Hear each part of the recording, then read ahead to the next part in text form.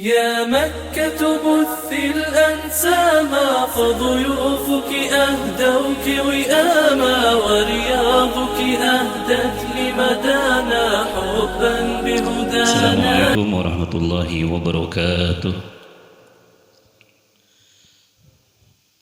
الحمد لله رب العالمين والصلاة والسلام على أشرف الأنبياء والمرسلين سيدنا ونبينا محمد wa ala alihi wa ashabihi ajma'in, amma ba'du. Mari kita awali pengajian ini dengan membaca suratul Fatihah. Mudah-mudahan Allah berkahi kita semua. Yang sakit Allah sehatkan, yang sehat Allah istiqomahkan dalam ketaatan kepada Allah subhanahu wa ta'ala. Ala hadhihi niyah wa ala kulli niyatin salihah. Al-Fatihah. أعوذ بالله من الشيطان الرجيم. بسم الله الرحمن الرحيم. الحمد لله رب العالمين الرحمن الرحيم مالك يوم الدين إياك نعبد وإياك نستعين اهدنا الصراط المستقيم صراط الذين أنعمت عليهم غير المغضوب عليهم ولا الضالين آمين. Hadirin sekalian, kita akan lanjut bahas hadis ke-14 dari kitab Arba'in Nawawiyah. Bismillahirrahmanirrahim.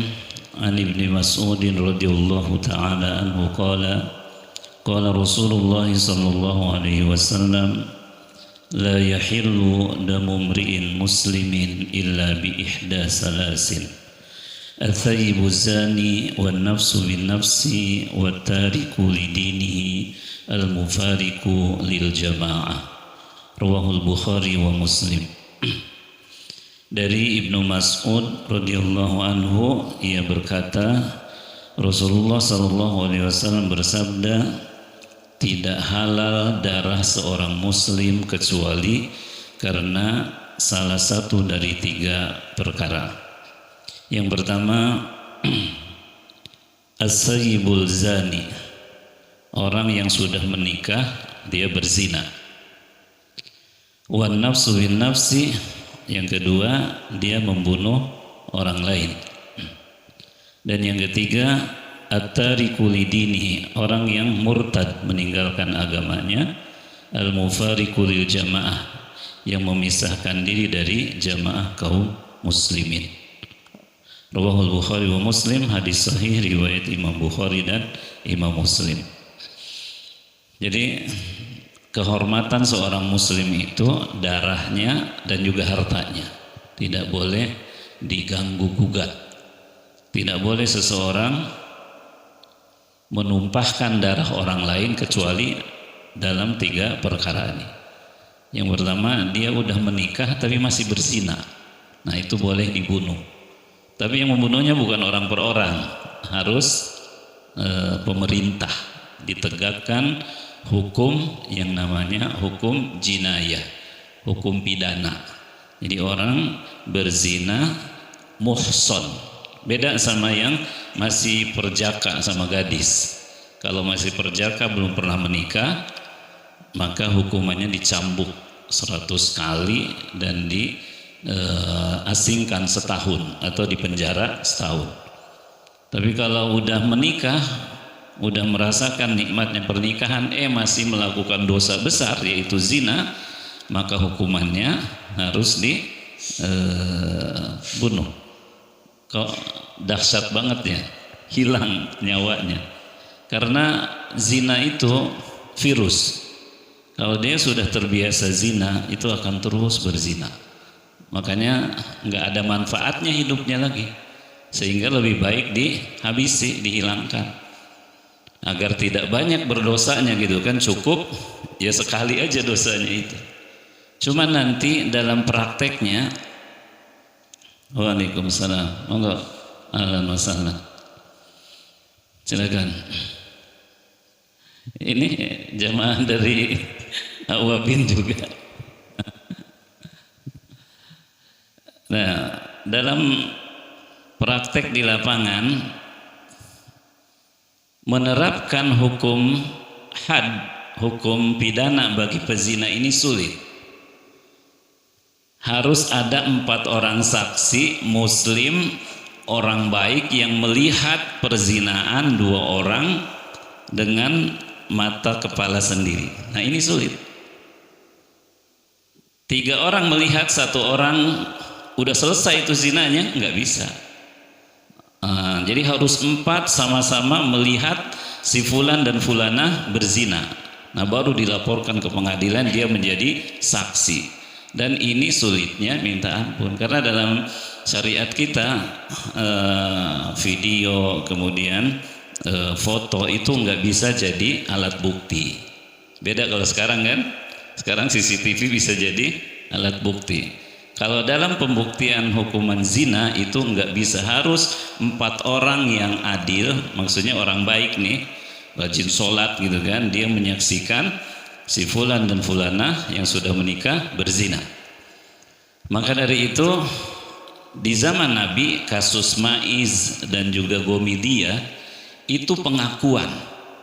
Mereka mengaku sudah berzina dan ingin dibersihkan dari dosa zina.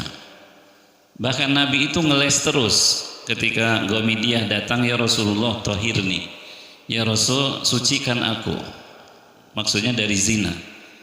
Kata Rasul, mungkin engkau hanya ciuman saja, berpelukan aja, udah pulang aja. Nanti datang lagi, ya Rasulullah demi Allah saya berzina dan ini buktinya hamil. Kata Rasulullah, ya udah pulang, nanti setelah kamu melahirkan datang lagi. Benar tuh, 9 bulan kemudian lahir, datang lagi, ya Rasulullah tahirni, wahai Rasul sucikan aku, ini udah lahir anaknya, anak dari hasil zina. Kata Rasulullah, oke, pulang dulu, susuin 2 tahun. Pulang tuh. Setelah anaknya umur 2 tahun datang lagi, ya Rasulullah tahirni, wahai Rasul sucikan aku. Kata Rasulullah pada para sahabatnya, siapa yang mau menanggung biaya anak ini? Kata Abu Bakar, udah saya ya Rasul. Baru tuh ketika ada yang menanggung biaya anaknya, maka dilakukan hukum namanya rajam. Hukum rajam itu orangnya ditanam di tanah sedada. Ada juga yang mengatakan seleher. Semua orang sekampung ngambil batu melempar di orang itu sampai meninggal. Salah satu yang ikut melempar itu Khalid bin Walid. Ketika melempar, kena wajahnya, muncrat darahnya, kena Khalid. Kata Khalid, tabban laki, celaka engkau wahai fulanah.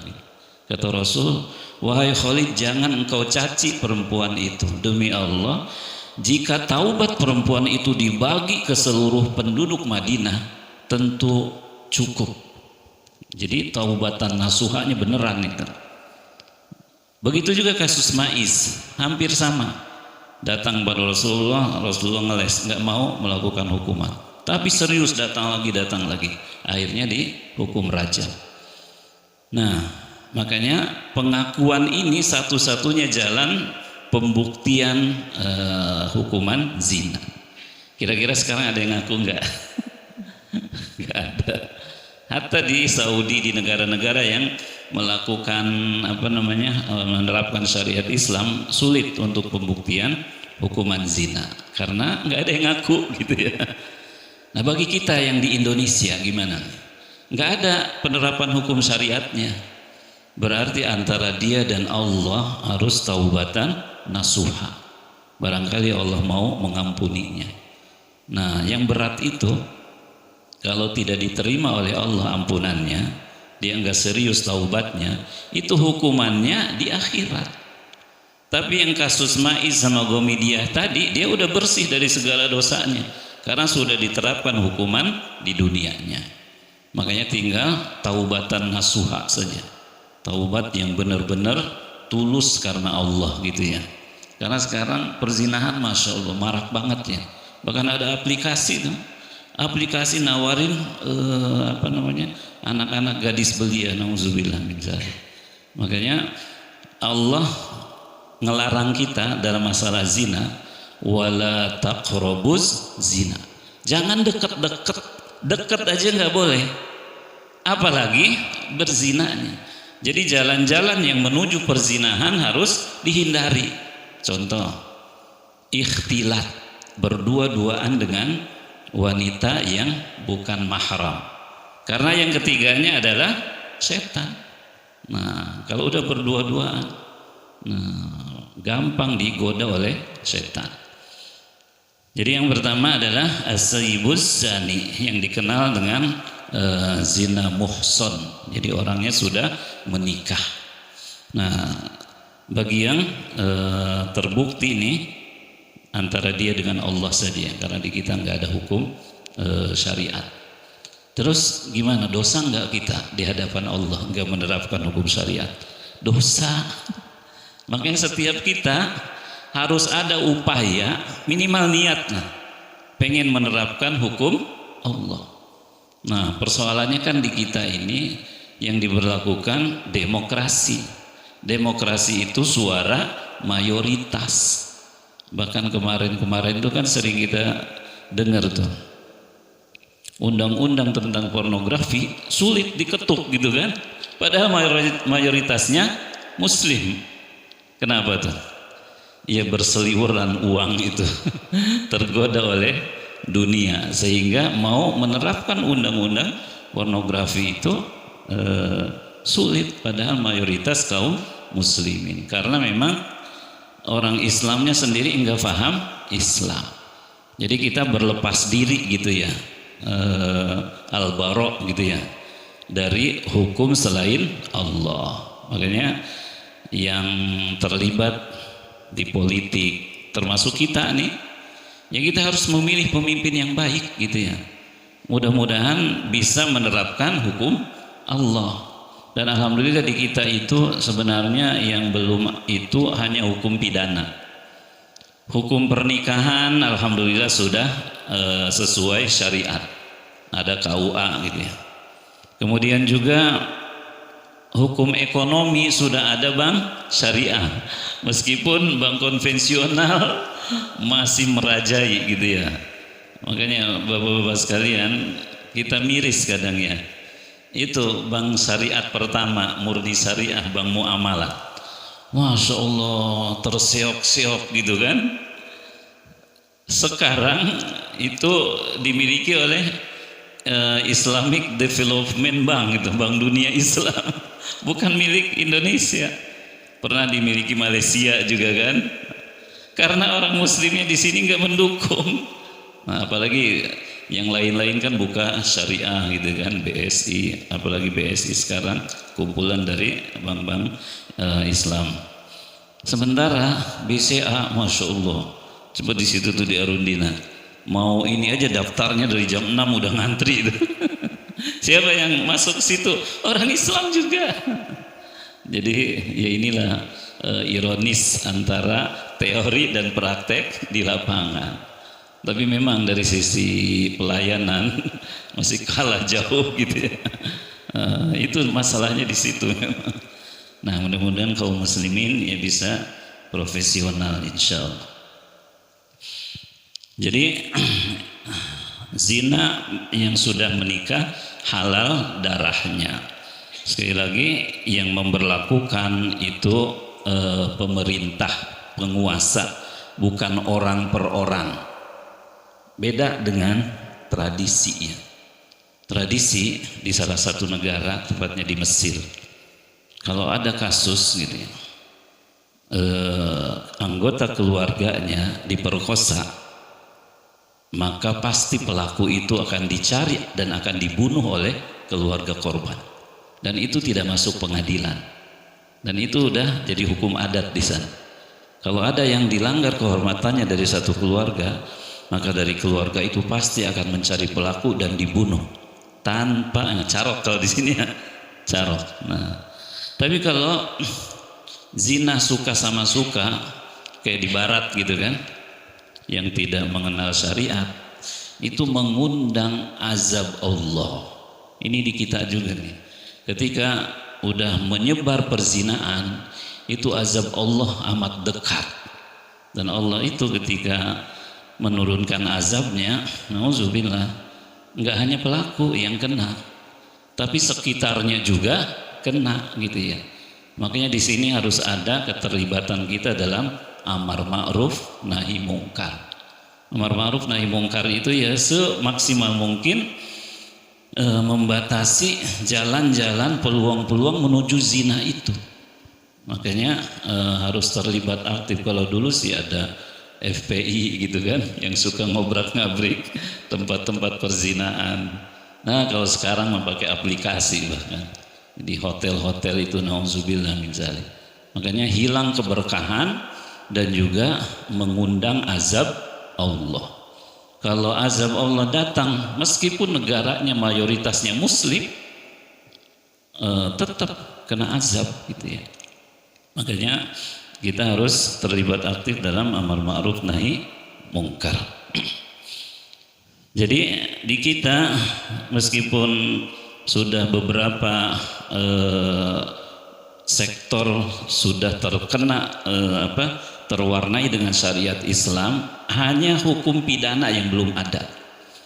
Contoh korupsi, mencuri, itu kan dipotong tangannya kan. Kira-kira kalau dipotong tangannya itu korupsi masih ada nggak? Malu gitu kan, sengkleh nggak ada tangannya. Kalau sekarang mau korupsi ratusan miliar, ditahan 5-10 tahun, ini masih banyak sisanya. Yang kemarin rencana Pak Mahfud itu memiskinkan pelaku korupsi, susah diketuk oleh DPR karena DPR-nya juga terlibat gitu ya.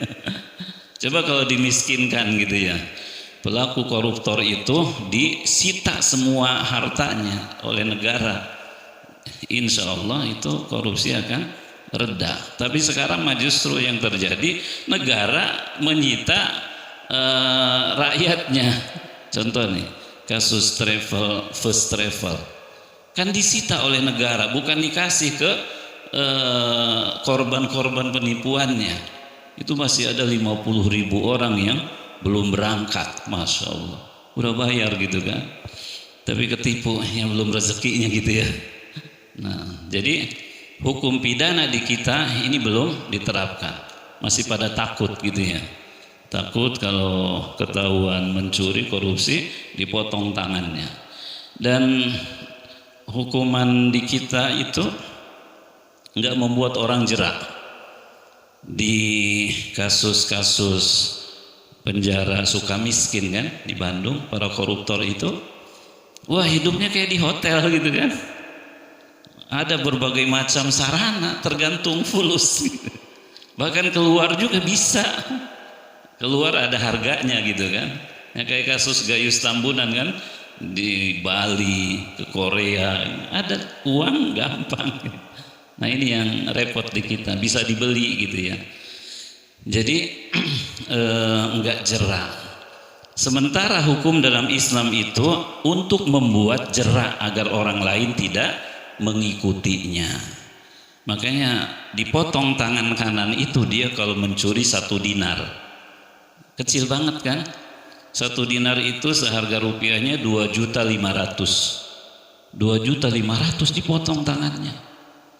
Nanti korupsi lagi seharga 2.500.000, 1 dinar dipotong kaki kiri. Jadi silang tuh. Lah ini mah miliaran, dipotong lehernya itu kalau miliaran mah. Dihukum pancung gitu kan. Lebih dahsyat lagi kayak di Cina, di Korea Utara gitu ya. Dikasih makan singa gitu ya. Nah jadi di kita yang belum ada adalah undang-undang tentang pidana Islam. Nah ini tugas para politisi untuk membuat undang-undang hukum pidana. Karena di kita demokrasi itu kan menyerap dari masyarakat gitu ya. Harus ada mayoritas kaum muslimin di sana yang paham dengan Islam. Kemudian yang kedua, an-nafsu bin nafsi. Jadi hukum kisos di surah Al-Baqarah itu disebutkan, walakum fil qisasi hayatun ya ulil albab. Dan pada hukum kisos itu ada kehidupan bagimu wahai orang-orang yang berakal. Jadi kalau pembunuh dibunuh itu impas. Tapi kalau nggak dibunuh itu pasti akan melahirkan dendam yang berkelanjutan, tidak akan berhenti. Kecuali pihak keluarga memaafkan. Dan memaafkan itu juga ada harganya. Harus bayar diat. Diat itu denda. Nilainya 100 ekor unta.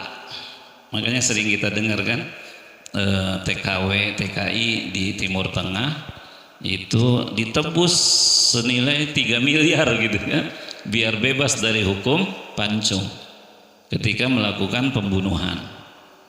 Makanya agak rumit juga ya, TKW mau dinodai gitu kan oleh majikannya, akhirnya dia terpaksa membunuh gitu kan. Cuman hukuman yang berlaku kan bukti pembunuhan itu, harusnya pemerkosaan itu nggak sampai dibunuh gitu kan. Dia harus mencari cara, cuman nggak ada cara lain kecuali membunuh pelaku gitu kan. Tapi resikonya dia harus dikisos juga karena membunuh gitu kan. Nah makanya pemerintah kita ya alhamdulillah turut terlibat gitu kan. Beberapa kasus kan ditanggung oleh pemerintah. Nah apalagi negara tetangga kita Filipina, itu mereka menjaga warganya di Timur Tengah itu lebih canggih dari Indonesia gitu ya. Nggak ada lempar tanggung jawab, langsung itu diurus oleh presidennya gitu kan, datang ke sana. Kalau kita masih sebatas Menlu gitu ya. Nah jadi hukum kisos Allah terapkan agar ada kehidupan berikutnya, tidak ada dendam yang berkelanjutan. Dan diatnya adalah 100 ekor unta. Jadi unta itu yang gede mah ya sekitaran 30 lah sampai 50 juta itu yang gede ya. Iya benar. Jadi kalau 100 kali 30 3 miliar kan. Iya. Jadi ini yang harus disediakan. Makanya dalam hukum diat itu yang terlibat bukan hanya dia sendiri tapi keluarga besarnya, yang disebut dengan akilah. Akilah ini marga, kalau panas Caniago gitu kan, seluruh marga Caniago harus iuran tuh kalau ada anggotanya terkena diat. Yang masih ada kan cuman di Medan sama Padang doang kan ya. Kalau di Sunda Jawa nggak ada lagi tuh marga, jadi sulit memang. Keluarga besarnya harus terlibat dalam iuran untuk membayar diat. Nah dalam kasus pembunuhan ini ya di kalangan sahabat juga pernah terjadi gitu kan.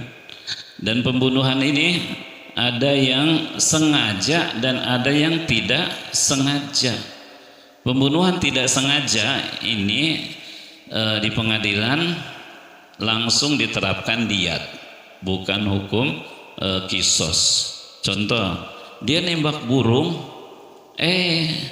kena orangnya mati gitu kan. Kan nggak sengaja, dia nembaknya burung cuman terkena orang. Nah ini namanya ghairu amdin, jadi nggak sengaja. Tapi yang dihukum kisos itu adalah pembunuhan secara sengaja.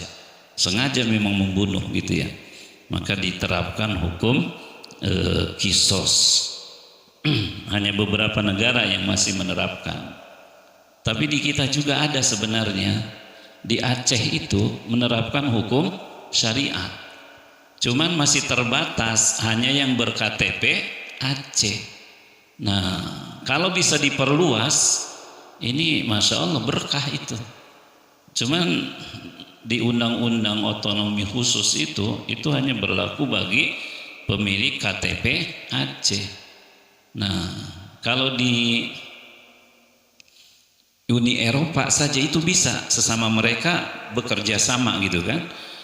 Dari beberapa negara itu di Eropa hukum pidananya di satu negara gitu kan. Termasuk uang euro itu kan dipakai oleh semua negara Eropa. Nah seharusnya kita juga bisa. Bagi yang Tapi ya kembali kepada orangnya ya. Kalau kayak tadi kasus zina itu kan pengen disucikan kan. Kalau dia pengen disucikan ya dia harus minta agar dihukum di Aceh gitu kan. Karena untuk dihukum di Saudi itu kan masih belum ada kerjasama gitu ya. Tapi kalau masih satu negara itu masih memungkinkan. Nah, jadi berharap sih memang ya DPR-nya nanti, nah, tapi udah terpilih ya, udah terpilih DPR sekarang kan. Ya mudah-mudahan mereka bisa mengakomodir sedikit banyak hukum-hukum Allah. Kemudian hukum qisas ini adalah keadilan sosial yang Allah ciptakan. Jadi tidak ada lagi balas dendam yang turun-temurun. Kalau tidak diberlakukan, ini kan pasti akan diingat oleh anak cucunya bahwa keluarganya dibunuh oleh si fulan. Tapi kalau sudah diterapkan hukum qisas, ya udah impas. Semua rela kepada hukum Allah, takdir Allah. Karena memang semua tidak luput dari takdir Allah dan ujung hidupnya ya seperti itu. Nah, kalau sekarang ini hukum qisas yang di Palestina ya, Masya Allah kita berdosa sebenarnya. Saudara kita dibunuh tiap hari oleh Zionis Israel. Kita nggak ngapa-ngapain gitu ya. Tapi memang dilematis. Afghanistan itu baru negara baru kan, baru merdeka kemarin kan. Ditinggalkan oleh Amerika. Presiden Afghanistan itu menyerukan dunia Islam, ayo buat titik kumpul di mana. Kami siap mengutus militer untuk ke Palestina. Tapi sayangnya negara sekitar Palestina nggak ada yang respon. Yang berbatasan langsung dengan Palestina Israel itu pertama Jordania nggak mau buka perbatasan. Mesir apalagi, kemudian Suriah babak belur, Libanon juga hancur. Nggak ada yang sanggup siap untuk berjihad berperang. Padahal itu relatif negara yang baru, tapi mereka siap. Tentukan aja titik kumpulnya, nggak usah banyak rapat kita Afghanistan. Kita siap berjihad, kita siap mengirim tentara gitu ya. Wah kalau ada gitu kita ikut Imam ya. Kalau dulu kan ada jihad Afgan kan dari Indonesia banyak tuh yang ke Afghanistan. Tapi sekarang di Palestina sulit banget dari luar masuk itu karena yang menjaganya orang-orang Islam sendiri. Dari Mesir perbatasan Rafah itu bantuan kemanusiaan saja Mesir itu harus nunggu izin Israel. Kata Israel buka tuh. Kalau nggak dibuka ya udah itu bantuan pada busuk itu di perbatasan Rafah. Begitu pula di Jordan gitu kan. Miris memang. Tapi ya yang membahagiakan kita pertolongan Allah itu hadir bagi orang-orang yang membela agama Allah. Coba Bapak-bapak bayangkan. Gaza itu masih luasan Jakarta Timur lah ya.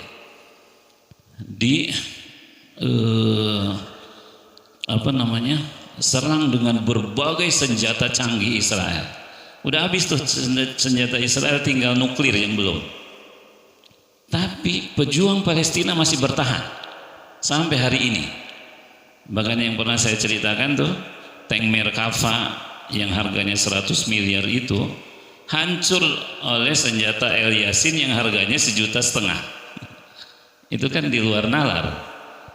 Harga 1,5 juta rakitan tuh kayak bazooka gitu bisa menghancurkan tank seharga 100 miliar. Makanya Israel pusing mereka. Ini tank mereka hancur lebur gitu kan. Nah, sementara pejuang Palestina masih bertahan. Tapi ya namanya hidup di terowongan ya, itu hidup ala kadarnya gitu kan. Makan minumnya seadanya. Tapi mereka yakin kepada pertolongan Allah. Makanya Allah kirim tuh ke terowongan-terowongan itu air laut jadi air tawar gitu kan, bisa diminum gitu ya. Dan mereka ya benar kata Rasulullah ya, di akhir zaman itu ketika tidak ada makanan, Makanan orang-orang beriman itu adalah zikrullah, Masya Allah. Dan banyak tuh yang cerita tuh di YouTube juga ada tuh. Beberapa hari ditahan oleh Israel, nggak ada makanan sama sekali. Harusnya mati kan? Tapi zikrullahnya itu justru yang memberikan kekuatan. Makanya empati kita ya minimal ya jangan boros lah gitu ya. Kalau punya kelebihan rezeki ya ikut nyumbang ke lembaga-lembaga yang mengirimkan sumbangan ke Palestina. Nah, kemudian Bapak sekalian, yang ketiga wattariku lidinihi al-mufariqu lil jamaah.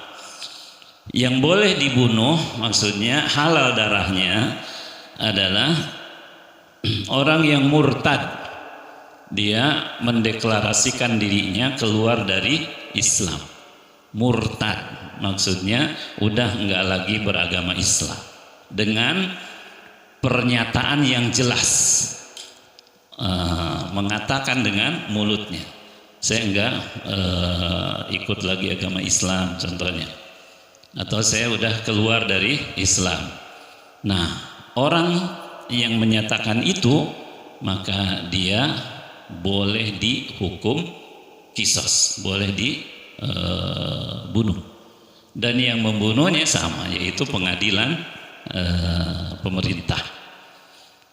Waktunya 3 hari. Jadi dalam 3 hari setelah dia menyatakan itu, pemerintah menugaskan katakanlah Departemen Agama atau MUI untuk mengajaknya kembali kepada Islam, untuk mendakwahinya. Jangan keluar gitu ya. Dalam waktu 3 hari enggak tobat, maka baru diterapkan hukum qisas, hukum pancung. Nah, jadi dia hanya tersisa 3 hari saja. Tapi yang berlaku di kita banyak banget yang murtad, tapi nanti balik lagi gitu kan, murtad lagi, nauzubillah. Jadi mempermainkan agama. Nah, karena di kita nggak ada hukuman syariat, ya udah antara dia sama Allah. Kalau dia mati dalam kondisi murtadnya, ya dia masuk neraka. Tapi kalau masih sempat masuk Islam lagi setelah murtad, lalu Islamnya baik, taubatan nasuha, ya insya Allah diampuni oleh Allah.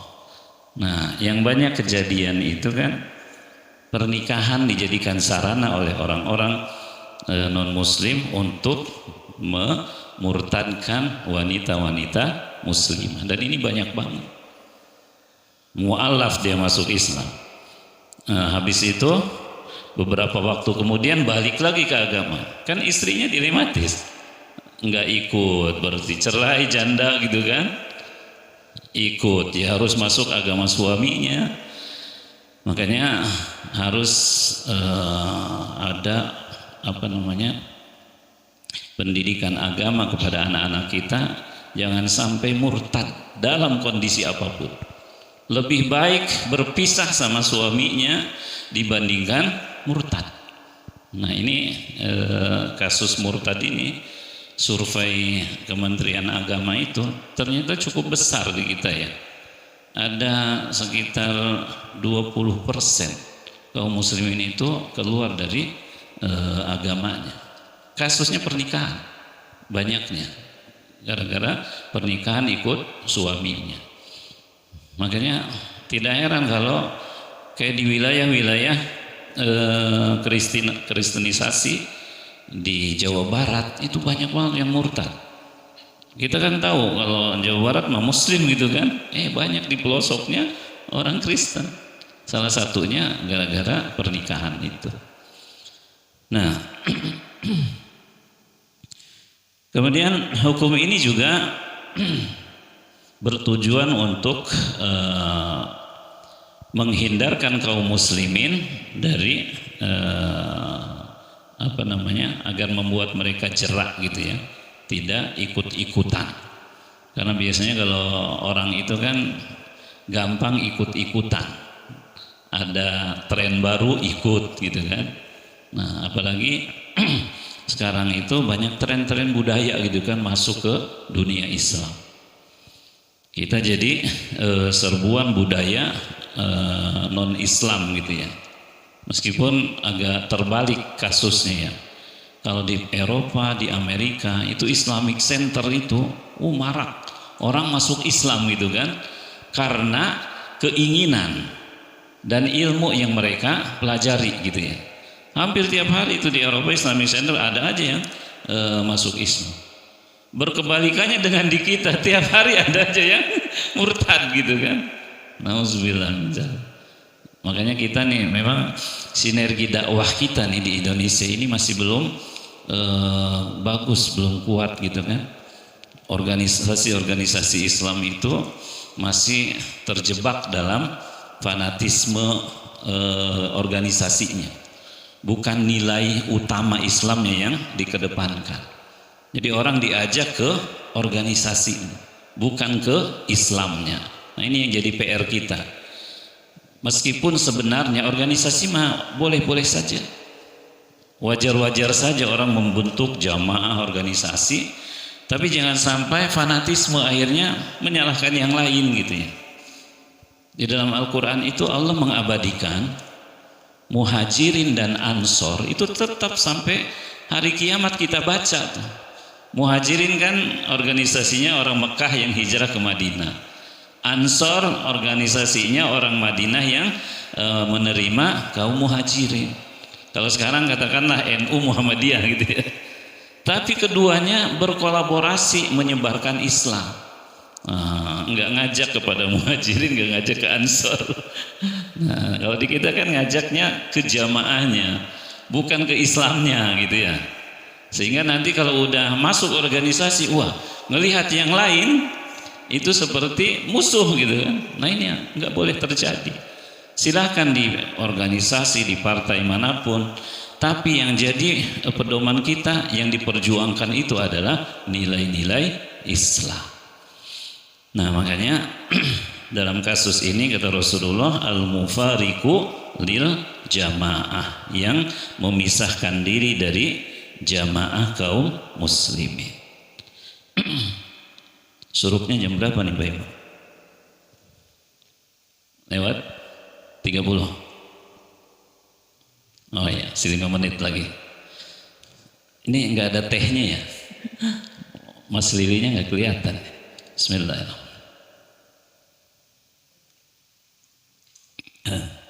Baik. Nah, dari hadis-hadis ini jadi Rasulullah menyebutkan secara simpel ya, hanya 3 kategori orang itu dihukum dengan hukum pidana Islam. Maksudnya dihilangkan nyawanya. Karena dalam kasus selain 3 ini itu tidak boleh menghilangkan nyawa. Contoh, ini kadang-kadang juga terjadi di kita. Dia maling motor, dibakar sampai mati. Itu yang berdosa yang membakarnya, bukan dia yang berdosa karena malingnya. Karena kalau maling motor itu hukumannya tidak sampai mati, dipotong aja tangannya atau kakinya gitu kan. Loh ini mah sampai dibunuh, dibakar. Maka yang terlibat dalam pembakaran itu berdosa di sisi Allah, Masya Allah. Iya, dikategorikan sebagai pembunuh itu. Iya. Harusnya dia yang dikisos pelakunya. Bagaimana dengan pelaku berjamaah? Ya tetap meskipun satu orang yang terbunuh, yang melakukan itu banyak orang, maka banyak orang itu yang dibunuh pula. Dalam pemerintahan Umar bin Khattab ya, itu di zaman beliau itu ada kasus seseorang terbunuh oleh satu kelompok terdiri dari 20 orang. Yang 20 orangnya itu dikisos oleh Sayyidina Umar. Jamaah membunuh seseorang gitu istilahnya. Qatlul jamaah bil fardi. Jadi meskipun satu orang yang tewas nih, yang pelakunya meskipun banyak itu dikisos juga. Nah makanya dalam masalah nyawa itu sangat berharga di sisi Allah.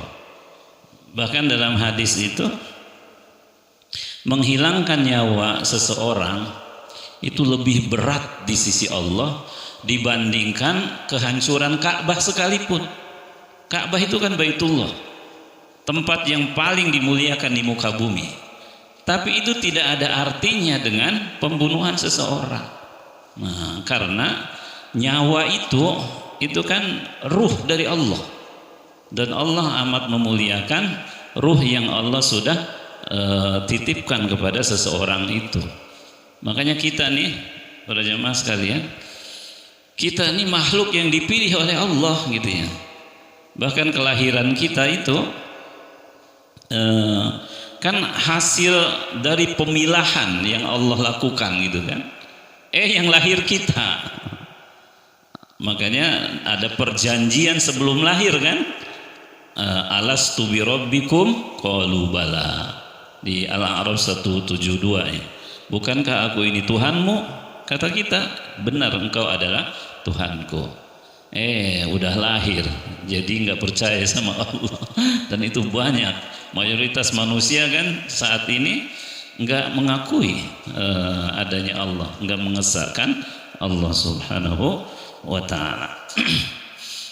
Jadi secara akidah kita yakin kepada Allah bahwa hukum yang Allah terapkan itu adalah hukum yang paling adil, yang paling bijaksana, dan Allah yang maha tahu gitu kan, bahwa hikmahnya adalah untuk keberlangsungan kehidupan manusia. Kemudian secara fikih, bahwa kisos itu hukum yang disepakati oleh para ulama dan wajib diterapkan, meskipun pada prakteknya beberapa negara Islam belum menerapkan hukum ini. Makanya jadi tugas setiap kita, ya minimal di hati kita ada keinginan untuk menerapkan hukum Allah Subhanahu wa Ta'ala. Nah, kemudian bagi para pembuat hukum, yaitu anggota-anggota parlemen, ya mereka harus mengakomodir nilai-nilai Islam, harus bersepakat gitu ya, apalagi mayoritasnya muslim gitu kan, harus mencari-cari sumber dari syariat untuk membuat undang-undang. Kalau udah jadi undang-undang itu kan sangat kuat untuk diterapkan ya, termasuk kemarin dicabutnya DKI kan jadi DKJ kan, itu kan ketuk palunya di parlemen, tapi dibalikin lagi ya oleh presiden, belum jadi ya, nanti pelantikannya di Jakarta, harusnya kan pelantikannya di IKN. Nah, tapi karena kepresnya belum gitu kan, maka ini masih DKI, belum DKJ gitu ya.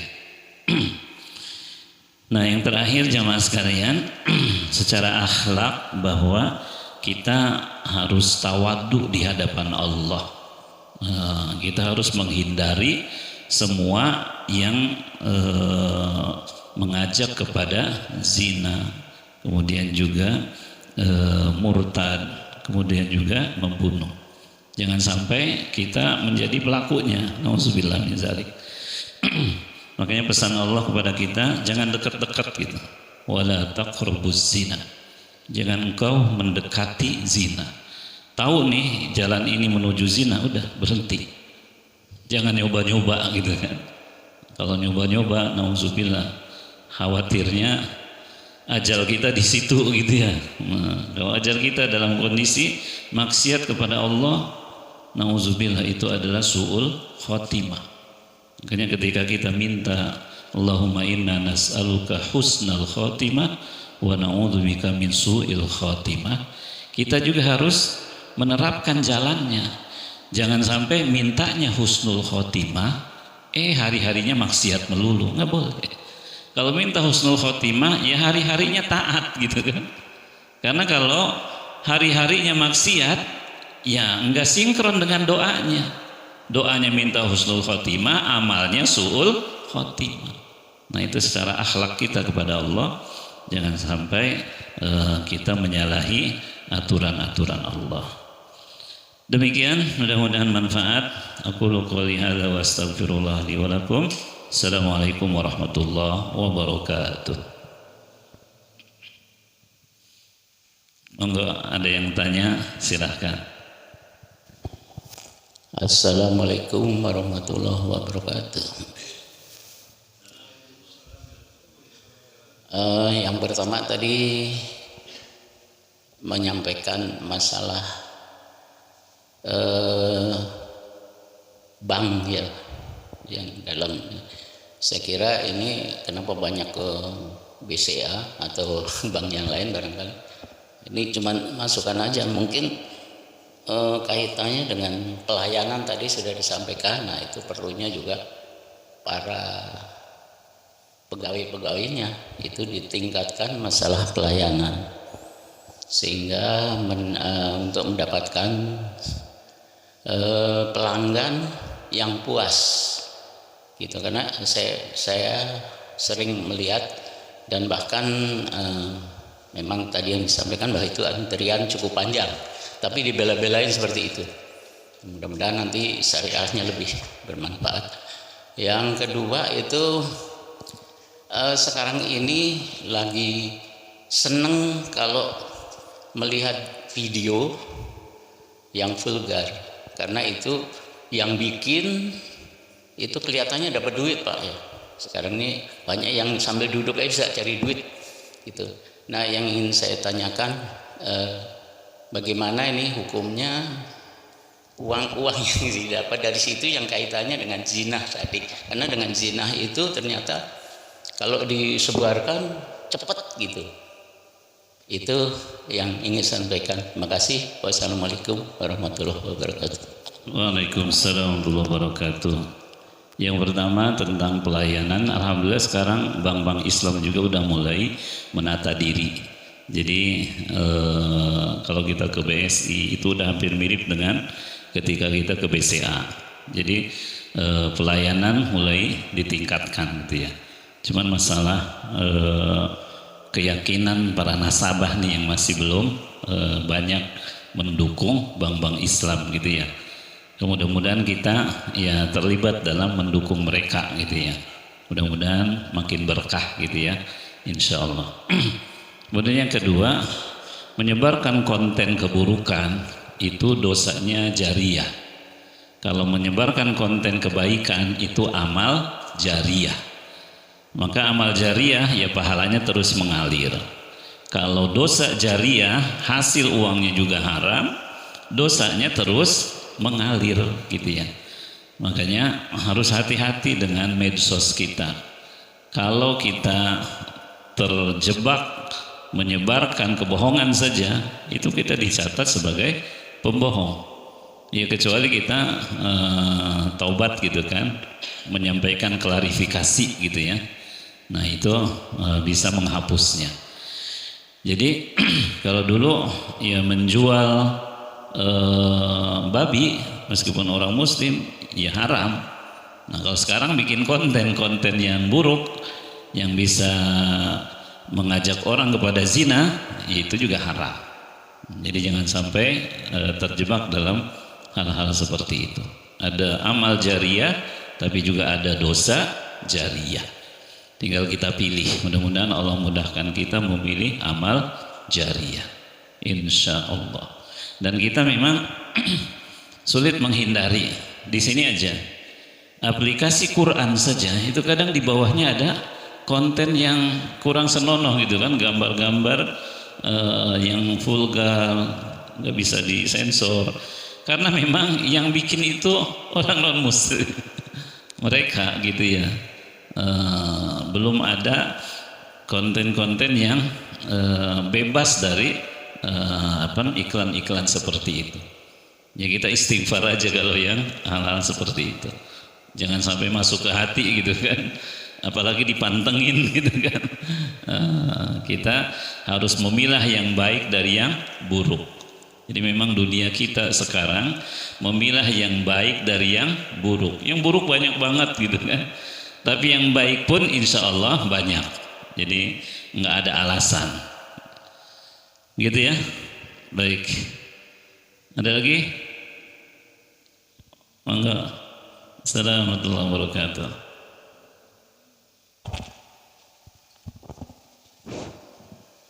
Tadi berkenaan apa yang disampaikan yaitu berupa khisos bagi orang murtad gitu. Kalau kita divisi murtad artinya yang kafir Pak Ustadz ya. Sementara kafir itu tadi bilang murtad itu berarti dibunuh gitu kan. Nah kalau kafir kan ada divisi lagi. Kafir harbi sama kafir zimmi yang memerangi Islam dan berhidup berdampingan dengan Islam gitulah. Apa itu perkecualian atau khusus kafir yang memerangi Islam saja? Yang maksudnya dengan arti murtad dibunuh itu mohon penjelasan Pak Ustadz. Wassalamualaikum warahmatullahi wabarakatuh. Assalamualaikum warahmatullahi wabarakatuh. Benar, jadi hukum murtad itu hukum kafir. Orang yang murtad otomatis kafir. Dan hukumannya qisas tadi dibunuh selama 3 hari, diminta taubat. Nah, bagaimana dengan kasusnya kafir harbi dan kafir zimmi? Beda. Kalau kafir harbi, kafir zimmi belum pernah masuk Islam. Sementara yang murtad itu pernah masuk Islam dan keluar. Kafir harbi mereka memerangi, ya harus diperangi. Tapi kafir zimmi mereka aman bersama kita, damai bersama kita, hidup rukun baik-baik saja, itu haram untuk diperangi. Bahkan Rasul itu mengancam kita jangan sampai melakukan kejahatan terhadap kafir zimmi. Karena kafir zimmi itu orang-orang yang mereka rela berdampingan dengan kaum muslim. Kita di sini itu semuanya kafir zimmi. Nah, kafir harbi itu Israel yang memerangi Palestina. Dan alhamdulillah kita aman-aman saja kan, berdampingan dengan non-muslim. Itu yang membedakan. Jadi mereka di luar, kalau ini pernah masuk lalu keluar, makanya hukumannya beda. Betul, semuanya kan. Makanya di kita itu ada istilahnya kecil dipotong ininya kita. Tapi kalau murtad dipotong lehernya. Jadi masuk, kalau orang kafir masuk harus dipotong dihitan, kalau keluar dipotong lehernya. Istilahnya gitu. Nah, jadi ini semata agar Islamnya itu atas dasar sukarela, nggak ada keterpaksaan gitu ya. Makanya diminta taubat 3 hari. Dia nggak mau taubat, ya udah, terpaksa diberlakukan hukum Islam. Dan orang kalau terancam nyawanya, biasanya ya lebih memilih nyawa lah. Masuk Islam lagi pasti. Kecuali orang PKI aja. PKI itu kan waktu mau dieksekusi diminta tobat kembali ke NKRI, tetap mereka enggak. Seperti nyoto DNID itu tetap tuh dengan ke-PKI-annya itu sampai ditembak mati dalam agama PKI gitu ya. Gitu ya. Jadi ada hukum yang berbeda antara kafir murtad dengan kafir harbi dan kafir zimmi. Baik, cukup. Mari kita tutup dengan sama-sama baca doa majlis. Subhanakallahumma wa bihamdika asyhadu an la ilaha illa anta astaghfiruka wa atubu ilaik. Assalamualaikum warahmatullahi wabarakatuh. يا مكة بث الأنسام فضل